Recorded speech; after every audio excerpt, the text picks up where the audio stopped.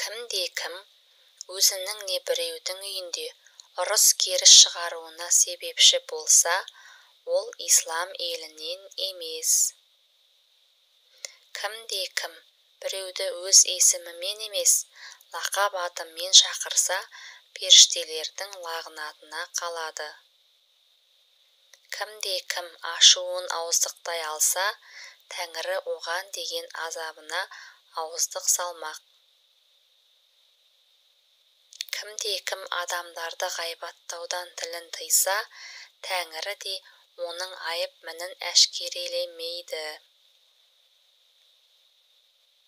Қай-қайсыңыз да қылмыс не күнә істерді жасап жатқан адам көрсеңіз, әуелі білек күшімен тоқтатыңыз.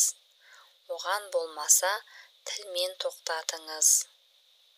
Кімде-кім тіпті торғайды сүюмен болсын, мейірімді адам екенін көрсете білсе, Тәңірі ондай кісіні қиямет күні өз шапағатына бөлемек.